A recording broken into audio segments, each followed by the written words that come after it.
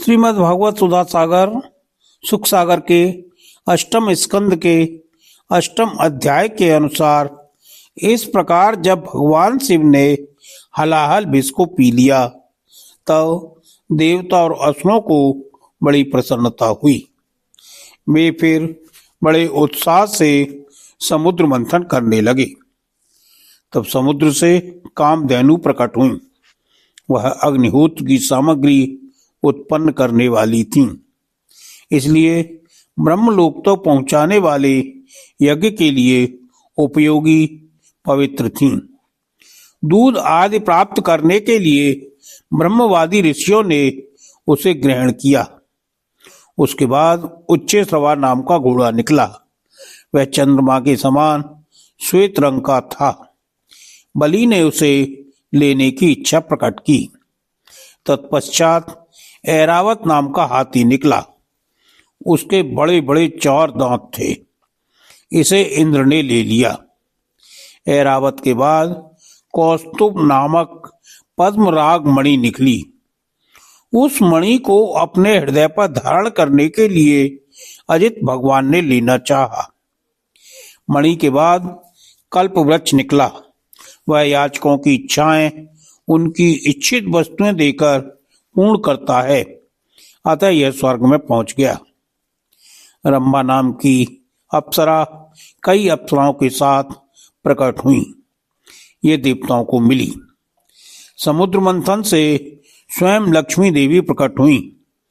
देवता, असुर, मनुष्य सभी ने चाहा कि ये हमें मिल जाएं।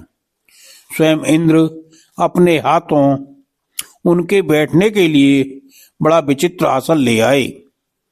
स्नान आदि के बाद लक्ष्मी जी अपने हाथों में कमल की माला लेकर उसे सर्वगुण संपन्न पुरुष के गले में डालने चली। वे चाहती थीं कि मुझे कोई निर्दोष और समस्त गुणों से नित्य युक्त अविनाशी पुरुष मिले तो मैं उसे अपना आश्रय बनाऊं, वर्ण करूं। परंतु गंधर्व, यक्ष, असुर, सिद्ध, चारण, देवता आदि में कोई भी वैसा पुरुष उन्हें न मिला। वे मन ही मन सोचने लगी कि कहीं कोई तपस्वी तो है, परंतु उन्होंने क्रोध पर विजय प्राप्त नहीं की है।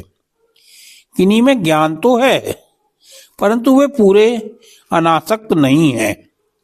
कोई कोई हैं तो बड़े महत्वशाली, परंतु वे काम को नहीं जीत सके हैं।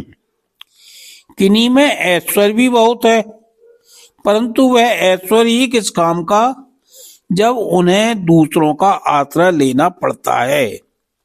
किन्हीं में धर्माचरण तो है, परंतु प्राणियों के प्रति वे प्रेम का पूरा बर्ताव नहीं करते।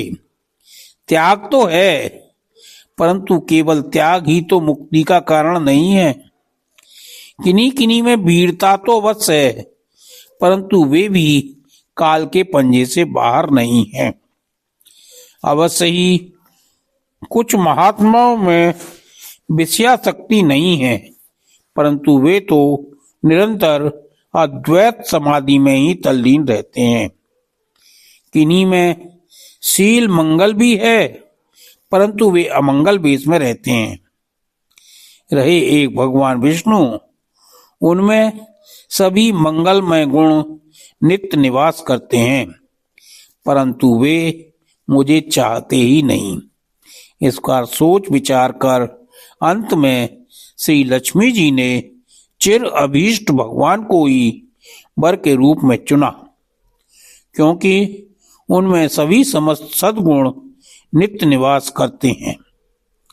प्राकृत गुण उनका स्पर्श नहीं कर सकते और अणिमा आदि समस्त गुण उनको चाहा करते हैं, परंतु वे किसी की अपेक्षा नहीं रखते। वास्तव में लक्ष्मी जी के एकमात्र आश्रय भगवान ही हैं, इसलिए उन्होंने उन्हीं को वरण किया। लक्ष्मी जी ने भगवान को वह नवीन कमलों की सुंदर माला पहना दी।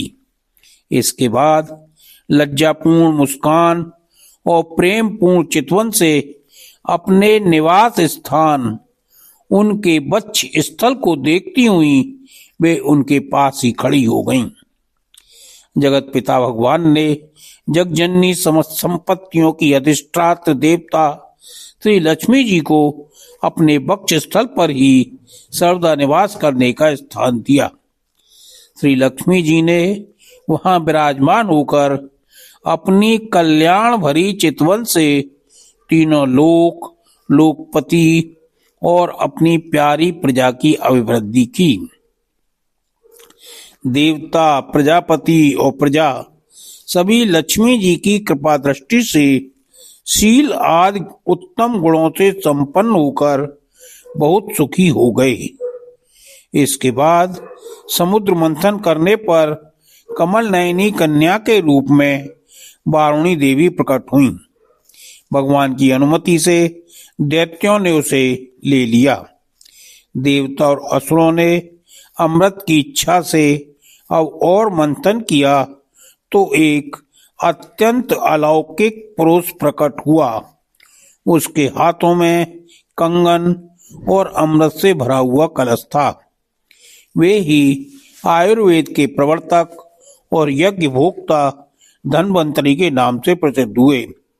इस प्रकार समुद्र से 14 रत्न प्राप्त हुए, जो क्रमशः हलाहल, चंद्रमा, लक्ष्मी जी, उच्चैश्रवा, ऐरावत, कौस्तुभमणि, वारुणी, अमृत, धन्वंतरी, रंभा, सुदर्शन, कामधेनु, पांचजन्य और कल्पवृक्ष थे।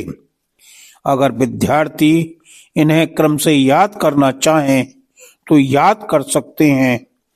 इसके लिए उन्हें सभी रत्नों का पहला अक्षर मिलाकर याद करना होगा, जैसे ह च ल उ ए को वा अधर सुका पाक। अगर आपको यह कथा अच्छी लगी हो तो वीडियो को लाइक करें, कमेंट में जय श्री अजित लिखें और चैनल को सब्सक्राइब करना न भूलें। ऐसी ही और आध्यात्मिक कथाएं हम आगे भी लाते रहेंगे। जय श्री अजित।